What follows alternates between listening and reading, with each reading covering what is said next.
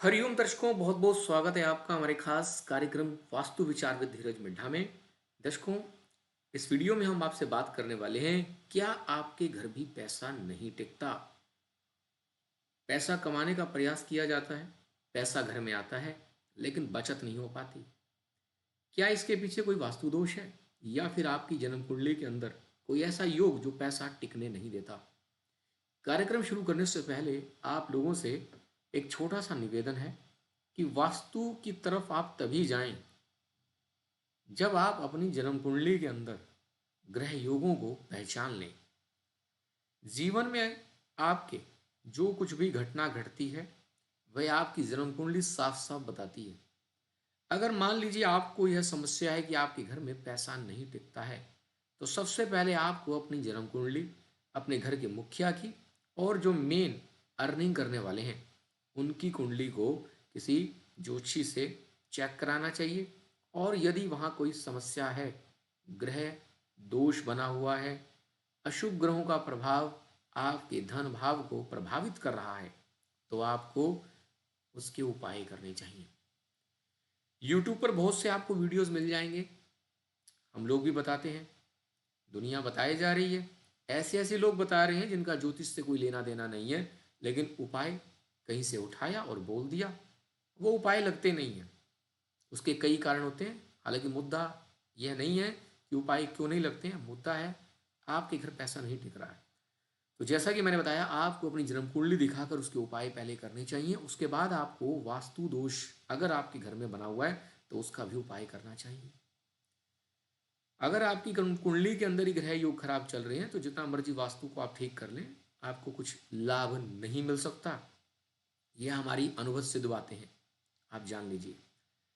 तो ठीक है, पहले तो आपने अपनी जन्म कुंडली का विश्लेषण कराना है ज्योतिष के माध्यम से। उसके बाद आपने वास्तु को चेक करना है।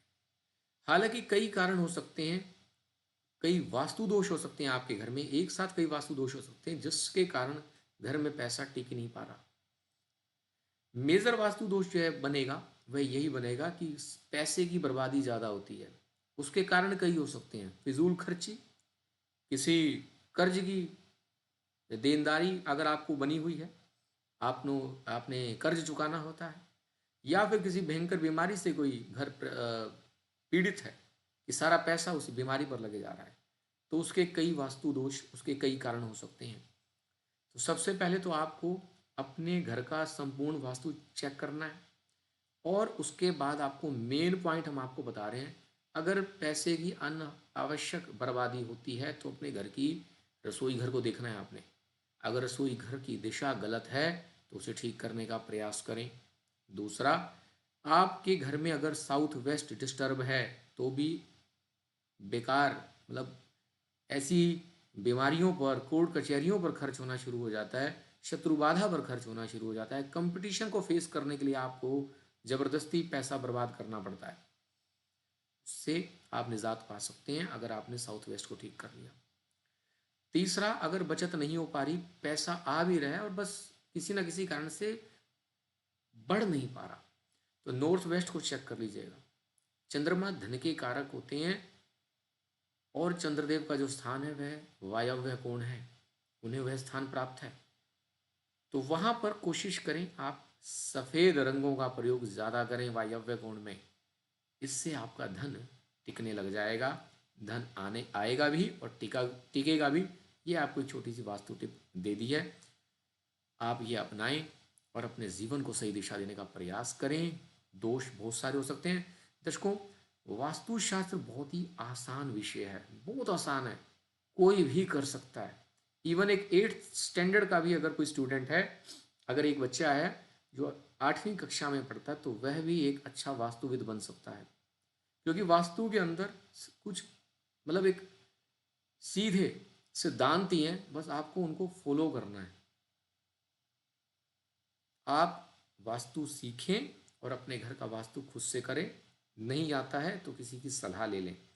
नहीं तो यह प्रोग्राम रोजाना देखें। अभी थोड़े दिन के अंदर एक सीरीज शुरू की जाएगी जिसमें आपको वास्तु सिखाया जाएगा कि आपने वास्तु करना कैसे है। बहुत आसान है।